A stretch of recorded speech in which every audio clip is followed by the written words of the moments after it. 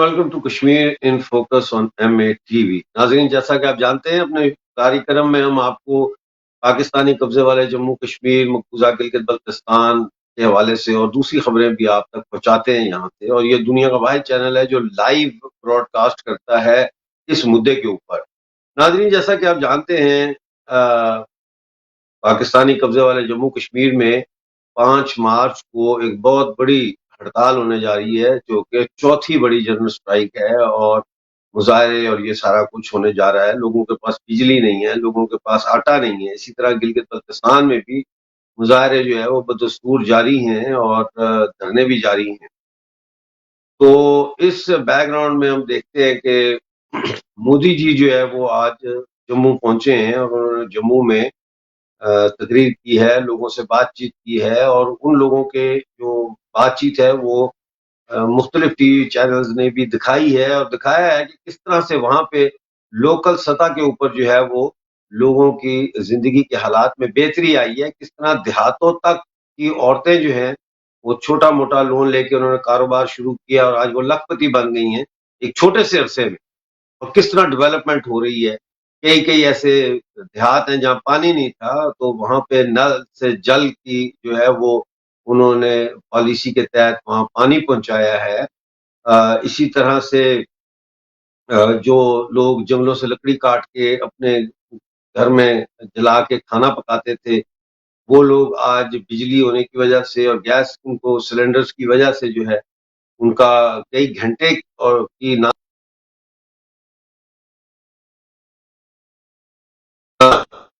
जाना, लकड़ काट लकड़ी को लेके आना वगैरह, वो सारी तो बहुत सारी डेवलपमेंट्स निचले लेवल पर जो है वो आज मोदी जी की जो यात्रा है उसमें हाईलाइट की गई है। और हम समझ रहे हैं और हमें पता चला है कि अब जम्मू के लिए 58,000 करोड़ का जो है डेवलपमेंट पैकेज जारी किया जा रहा है। 58,000 करोड़ इंडियन रुपीस का पैकेज जो है वो दिया जा रहा है। जो पाकिस्तानी कब्जे वाले जम्मू कश्मीर में जो दर्शक हमारा प्रोग्राम देख रहे हैं उनको मैं ये बता दूं कि 58,000 करोड़ रुपीस जो है इसमें ये इसको समझें कि पाकिस्तानी रुपयों में ये 3.5 गुना बनता है। यानी कि 58,000 करोड़ एक दफा पाकिस्तानी रुपया, 58,000 दूसरी दफा, 58,000 तीसरी दफा और 25,000 करोड़ तीसरी दफा इसको जमा करें, इतनी रकम सिर्फ जो है जम्मू के इंफ्रास्ट्रक्चर की डेवलपमेंट पे और बिजनेस स्मॉल बिजनेसेस को इनकरेज करने के लिए जो है वो वहाँ ये पैकेज दिया जा रहा है। जाहिर है कि मोदी जी का ये जो विजिट है इससे नजर यही आ रहा है कि ये एक आने वाले वक्त में जो इलेक्शन होने जा रहे हैं उस इलेक्शन कैंपेन की भी बीजेपी पार्टी की तरफ से एक किस्म की शुरुआत। लेकिन एक अच्छी शुरुआत लग रही है कि एक हुक्मरान पार्टी जो है उसने पहले 2019 में वो रुकावटें हटाई जो जम्मू कश्मीर की डेवलपमेंट के रास्ते में थी।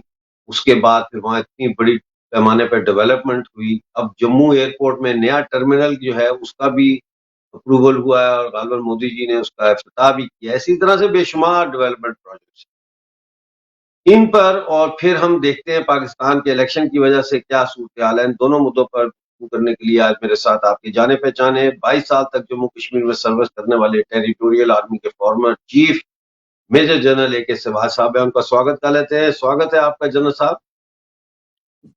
मेहरबानी अब्दुल साहब। जनरल साहब, आज तो कड़ाके निकाल दिए हैं मोदी जी ने जम्मू में जाके और आप देखें कि क्या स्वागत हुआ और कितने बड़े बड़े प्रोजेक्ट्स हो रहे हैं। तो ये हो जाए कि मैं तो रोटी नहीं है खाने को। तो आप कैसे देखते हैं जम्मू में ये जो मोदी जी का ये विजिट है, इसकी क्या अहमियत है, क्या इम्पोर्टेंस है, इस पर थोड़ी रोशनी डालें प्लीज। Thank you. हाँ देखो, ये मिर्जा साहब ये बात तो आपने बड़ी अच्छी बोली। देखो अभी भारत के अंदर इलेक्शन होने वाले हैं और अभी 2-3 महीने के बाद इलेक्शन होंगे। मई तक इलेक्शन होने के चांसेस हैं, अप्रैल मई में। तो ये सच्चाई है कि कहीं ना कहीं प्रधानमंत्री जो मोदी गए थे जम्मू, पहले वो वैली भी जा चुके हैं। तो अब उन्होंने जिस प्रकार से वहां पर पैकेज दिए हैं वो काबिल तारीफ है और एक कहीं ना कहीं ये बताने की कोशिश है कि 10 साल के अंदर जो प्राइम मिनिस्टर मोदी की गवर्नमेंट है, बीजेपी ने बहुत कुछ किया, एनडीए गवर्नमेंट ने, मगर जो ज्यादा चेंज आया है वो 2019 के बाद है। वो स्पीड बहुत बड़ी है जब से आर्टिकल 370 और 35A को एब्रोकेट किया गया है। तो वो एक बड़ी इंपॉर्टेंट चीज है। और अगर आप देखें कि जिस प्रकार से 32,000 का पैकेज तो उन्होंने एजुकेशन हेल्थ और एजुकेशन फैसिलिटीज हेल्थ और आपके टेलीकम्युनिकेशन के लिए है। इसके अंदर अगर आप देखें आईएम भी है, आईआईटी भी है, मेडिकल कॉलेज भी के लिए भी मुकर्रर कर दिया है। बत्तीस कहीं ना हजार कहीं करोड़ हाँ 32,000 करोड़ सा। और दूसरा जो जम्मू का एयरपोर्ट है उसको एजुकेशन और हेल्थ, मॉडर्नाइज माय गॉड। है। और आप बहुत अच्छा बात कर रहे थे आप मिर्जा साहब। वो एक मैं समझता हूं कि कहीं ना कहीं जो हमारे भाई बैठे हुए हैं पीओजे के में, वो देख रहे हैं कि भारत के अंदर जो जम्मू कश्मीर है उसके अंदर डेवलपमेंट कितनी हो रही है। तो ये समझना चाहिए, ये बिल्कुल जो डेवलपमेंट का दायरा, डेवलपमेंट की स्पीड बहुत बड़ी है 2019 के बाद। अगर आप देखें पहली बात तो कि कश्मीर घाटी तक ट्रेन ले जाना ही बड़ा आसान नहीं है।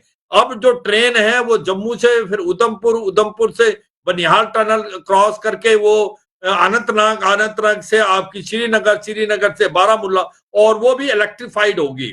ये भी बड़ी इंपॉर्टेंट चीज है कि वो इलेक्ट्रिक ट्रेन है, उसके बिजली से अंदर चलने जीरो वाली ट्रेन, कार्बन वाह जी वाह। बिजली से, हाँ, और जीरो कार्बन फुटप्रिंट्स हैं उसके। ये बड़े काबिल तारीफ हैं। और आप देखें सबसे ज्यादा इंपॉर्टेंट क्या है, जॉब दी है 1500 के करीब जो जॉब्स का अभी इशू दे दिया उन्होंने उनको, लोगों को कुछ एक जो औरतें हैं कम से कम 2-3 लाख वो लखपति दीदी बनाया जा रहा है, उनको काम दिया जा रहा है। तो मुझे लगता है ओवरऑल डेवलपमेंट जो है जम्मू एंड कश्मीर का वो काबिल तारीफ है। कहीं ना कहीं ये भी बताने की कोशिश है कि जब आर्टिकल 370 और 35A हटा नहीं था तो तब कई फैसिलिटी जम्मू एंड कश्मीर में थी नहीं। अब वो रुकावट नहीं रही। अब जिस प्रकार से दूसरी स्टेट के अंदर तरक्की हो रही है वैसी ही तरक्की जम्मू एंड कश्मीर हो रही है, मगर जम्मू एंड कश्मीर में जो स्पीड है वो ज्यादा तेज है। चाहे वो श्रीनगर में है, कश्मीर घाटी में, यही जम्मू रीजन में, इसी प्रकार से लद्दाख के अंदर। तो मुझे लगता है कि बहुत अच्छा मैसेज गया है। और मुझे लगता है ये पीओजे के और गिलगित पाकिस्तान में जो हमारे भाई बैठे हुए हैं, जो मुजफ्फराबाद, मीरपुर, कोटली, झांगड़, गिलगित पाकिस्तान, उनको भी ये मुझे लगता है दिख रहा है साफ कि यहाँ कितनी ज्यादा डेवलपमेंट हो रही है, लोग तरक्की हो रही है, एक अमन शांति है। और वहां लोगों को खाने को नहीं है, पीने को पानी नहीं है, बिजली नहीं आती 2 घंटे के अलावा, उसके बाद वहां पर पे पेंशन नहीं मिली है, लोग सड़कों पे आ गए हैं। तो ये अब आप कंट्रास्ट में देखेंगे तो आपको महसूस होगा जो लोग वहां बैठे हैं कि हमने क्या गलती होगी कि पाकिस्तान ने हमको इलीगली ऑक्यूपाई कर दिया, हम कितने पीछे रह गए। और भारत के जो जम्मू एंड कश्मीर है, अमन शांति डेवलपमेंट का दौर लगा है। और मुझे लगता है आने वाले कुछ एक सालों में, आने वाले 3-4 साल में जो जम्मू और कश्मीर भारत की एक प्रकार से फर्स्ट 3 स्टेट में आ जाएगा, जिस प्रकार से तरक्की और उन्नति हो रही है। क्योंकि वहां पर जो डेवलपमेंट का दौर चला है वो काबिल तारीफ है मिर्जा साहब। अच्छा, आज हम देखते हैं कि बड़ी तादाद में मुसलमान भी आए। अच्छा, ये वो उस किस्म के मुसलमान नहीं है जो मिडिल क्लास के हैं कि कोई पॉलिटिकल अपॉर्चुनिज्म के लिए आए हों या उन्होंने कोई बीजेपी का टिकट लेना है। ये आम गांव के, देहात के और शहरों के छोटे लेवल के स्मॉल ट्रेडर्स जो हैं वो भी आज आए हैं मोदी साहब के जो पब्लिक मीटिंग उन्होंने की है उसमें। और उन्होंने बताया है कि कैसे मतलब है वहां पे कोई भेदभाव नहीं रखा भारतीय सरकार ने, कि हिंदू को ज्यादा देना है लोन और इंटरेस्ट रेट कम रखना है, मुसलमान को लोन जो है वो थोड़ा देना है और उस पर इंटरेस्ट रेट ज्यादा रखना है। बल्कि अक्रॉस द बोर्ड जो है वो region to region, area to area जो है वो डेवलपमेंट हुई हो रही है और लोगों को पैसे मिल रहे हैं, लोन मिल, बड़े आसान किस्तें हैं लोन की और बड़ा लो इंटरेस्ट रेट पे है। कई जगह पे तो इंटरेस्ट है ही नहीं है, नो इंटरेस्ट लोन्स दिए हैं यूथ को उन्होंने। तो अब इसमें आप क्या देखते हैं कि क्या जम्मू कश्मीर में अब इलेक्शन होंगे, और अगर होने हैं तो ये कब होंगे? जनरल इलेक्शन से पहले होंगे, जनरल इलेक्शन के बाद होंगे, 2024 में होंगे या 2025 में होंगे? हाँ बिल्कुल। देखो मिर्जा साहब आपने बड़ा अच्छा बोला था कि वहां पर जो लोग हैं चाहे वो हिंदू हो या मुसलमान हो वो सभी आए थे। तो भारत के अंदर ये सच्चाई है, जब प्राइम मिनिस्टर मोदी भी बात करते हैं, भारत की गवर्नमेंट भी बात करती है, तो बात करते हैं 140 करोड़ लोगों के लिए। इसके अंदर हिंदू, सिख, मुसलमान और उसके बाद आपके चाहे जैन हैं, चाहे और कम्युनिटी पारसी है, क्रिश्चियन है, वो सब बराबर है। ये जो भी डेवलपमेंट होता है वो भारतीय के लिए है, उसके अंदर कोई वो नहीं। और ये सच्चाई है कि जम्मू कश्मीर में जो अब जम्मू का रीजन है जिसमें डोडा, किश्तवाड़, राजौरी, पुंछ, आप देखें वहां पर जो डेवलपमेंट का दौर चला हुआ वो तो बहुत काबिल तारीफ है। वहां पर गुज्जर हैं, आपको तो जानते ही हो वहां पर किस प्रकार से।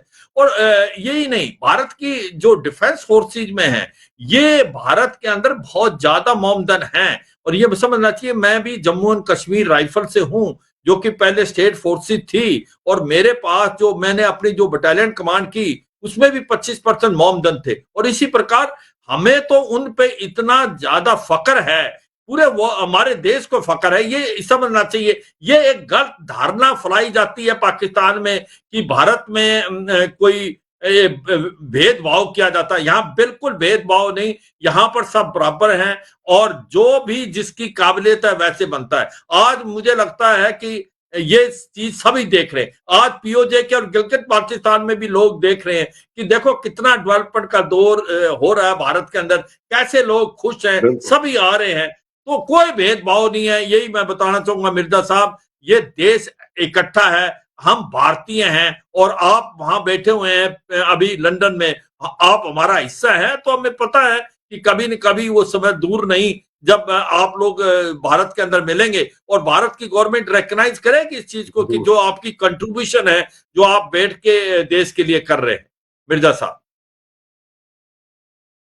बहुत धन्यवाद आपका। जनरल साहब, चलते हैं पाकिस्तान की तरफ। अभी तक तो कोई भी सरकार बनती हुई नजर नहीं आ रही, और आज इमरान खान की पार्टी के 82 लोग जो है वो इंडिपेंडेंट्स, वो सुन्नी इत्तेहाद में शामिल हुए हैं। मेरा ख्याल है जाहिर है पीटीआई ने उनको कहा होगा कि अब आप लोग इस पार्टी में शामिल हो, ताकि पार्लियामेंट के अंदर जाके तो आप रिप्रेजेंट कर सकें एज वन बॉडी।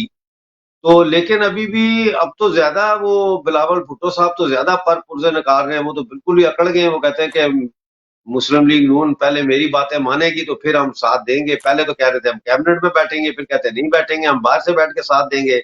अब कह रहे हैं हमारी शर्तें मानेंगे तो साथ देंगे। तो पाकिस्तान का ये जो इलेक्शन का रिजल्ट है, ये तो किसी ऊंट किसी करवट नहीं बैठ रहा। कैसे देख रहे हैं आप उसको? हाँ बिल्कुल। देखो सच्चाई क्या हुआ है मिर्जा साहब, जब से एक प्रकार से लियाकत अली का बयान जो आया, उन्होंने साफ सुथरे शब्दों में बताया कि मैंने खुद रिगिंग कराई है, और 13 पीटीआई के जो इंडिपेंडेंट हैं, जो 70-80 हजार की वोटों से जीत रहे थे, उनको हरवाया है। तो एक प्रकार से ये साफ पता लग गया आवाम को कि ये इंस्टीट्यूशनलाइज करप्शन हुई है, रिगिंग हुई है, और इसमें पाकिस्तान की आर्मी का हाथ है, इलेक्शन कमीशन का हाथ है, जुडिशरी का हाथ है। अब ये पूरे के पूरे जो इलेक्शन का एक प्रकार जो मॉरल ग्राउंड था वो लूज हो गया। ये सच्चाई है कि जो अभी इलेक्शन के रिजल्ट आए हैं रिगिंग के बाद भी, सबसे ज्यादा जो पार्टी निकल के आई है वो इंडिपेंडेंट कैंडिडेट है, बैक्ड बाय पीटीआई 93 हैं, और उसके बाद 75 जो पीएमएलएन के हैं, और चम्मन जो है वो पीपीपी के हैं, और एमक्यूएम-पी जो है वो 17 है। अब जिस प्रकार से आर्मी प्रेशर डाल रही है कि आप मिलके एक कोलिशन गवर्नमेंट बनाएं, जो कि माइनॉरिटी गवर्नमेंट तो होगी क्योंकि एक फ्रैक्चर्ड मैंडेट है, तो पीएमएलएन और पीपीपी और एमक्यूएम-पी, क्योंकि तभी वो 133 से ऊपर जाएंगे, नहीं तो वो जा नहीं रहे। इसलिए मुझे लगता है ये अभी होगा ऐसे, पाकिस्तान की आर्मी की करने की कोशिश कर रही है। मगर पीपीपी जो आपने बहुत सही बताया कि बिलावल भुट्टो जो है वो नहीं चाहते इस गवर्नमेंट का हिस्सा बनना, वो बाहर से सपोर्ट करना चाहते हैं। उनको पता है कि ये गवर्नमेंट गिरेगी, क्योंकि ये गवर्नमेंट चल नहीं पाएगी, इकोनॉमी सिचुएशन बहुत खराब है। अगर हम इसका हिस्सा बन गए तो हम भी लपेटे में आ जाएंगे। हम बाहर से कह सकते हैं हम इसका हिस्सा नहीं थे, तो आगे इलेक्शन होता है तो हमें नुकसान नहीं होगा। तो ये तो पीपीपी सोच रही है, मगर इसके साथ साथ वो ये भी कह रहे हैं कि जो जरदारी साहब हैं उसको आप प्रेसिडेंट कैंडिडेट में आप हमारी मदद करें। तो बिलावल भुट्टो जो है वो ज्यादा अभी एक प्रकार के तीखे वर्डों से बोल रहे हैं, वो इसका फायदा उठाना चाहते हैं। और आर्मी के पास इतनी अब स्ट्रॉन्ग पावर नहीं रही जितनी पहले होती थी, मगर फिर भी मुझे लगता है आर्मी चाहेगी कि पीपीपी एक प्रकार से हिस्सा बढ़े गवर्नमेंट का, ना कि बाहर से सपोर्ट करे। अब जो दूसरी तरफ बात चल रही है वो ये है कि जो पाकिस्तान तहरीक इंसाफ के इंडिपेंडेंट कैंडिडेट 93 हैं, अगर वो किसी पार्टी को ज्वाइन नहीं करते तो जो 70 रिजर्व सीट होती है, जो 60 वुमेन की और 10 नॉन मुस्लिम की, उनको वो कोई भी उसका हिस्सा नहीं मिलेगा जो प्रोपोर्शनेट हिस्सा मिलता है। इसीलिए जो सुन्नी इत्तेहाद काउंसिल है वो उसके अंदर शामिल हो गए। वो जो उनके चेयरमैन है, एक्टिंग चेयरमैन गौहर खान, उन्होंने ये टाई अप किया है जिससे इनको ये मिल पाए। और वो अभी भी बोल रहे हैं कि हम लार्जेस्ट पार्टी हैं और हमें जो कि गवर्नमेंट बनाने का नोता देना चाहिए और हम बनाना चाहते हैं। मुझे लगता है कि कहीं ना कहीं कोई अंडरस्टैंडिंग भी हो रही है पाकिस्तान की जो आर्मी और इमरान खान, क्योंकि उनको भी पता है आज की तारीख में कोई भी आगे बढ़ के गवर्नमेंट नहीं बनाना चाहता, सबको पता है, डर है आगे क्या होगा। इसीलिए ऐसा भी हो सकता है। ऑप्शन क्या है? ऑप्शन 3-4 है। एक ऑप्शन तो यह है कि पीएमएलएन और पीपीपी और एमक्यूएम गवर्नमेंट बनाए, या पीपीपी अंदर से सपोर्ट करे या बाहर से करे। दूसरी जो ऑप्शन यह है कि जो पाकिस्तान तहरीक इंसाफ जो अभी सुन्नी इत्तेहाद पार्टी में मिल गए हैं उसको इनविटेशन दी जाए और इमरान खान किसी तरीके से गवर्नमेंट बनवाएं, चाहे वो उमर अयूब खान को लगाएं या खुद आए, वो देखना पड़ेगा। तीसरी ऑप्शन ये है कोई यूनिटी गवर्नमेंट बने, सभी को मिला के किया जाए। चौथी जो ऑप्शन ये है कि इमरजेंसी डिक्लेयर कर दे फौज, वो देखे कि कोई बढ़ा नहीं पाया तो वो खुद एक प्रकार इमरजेंसी डिक्लेयर करके कहे कि इलेक्शन अगले 6 महीने के बाद होंगे, तब तक ये जो इंटरिम गवर्नमेंट बनाई है ये केयर टेकर गवर्नमेंट चलती रहेगी। ये भी हो सकता है। तो कुछ भी हो सकता है पाकिस्तान में, क्योंकि सिचुएशन बहुत फ्लूइड है, पॉलिटिकल इंस्टेबिलिटी, इकोनॉमिक क्राइसिस। सबसे ज्यादा डर सबको ये लगा हुआ है कि हमें मैंडेट तो मिला नहीं, क्योंकि सबको पता लग गया ये मैंडेट चुराया गया है।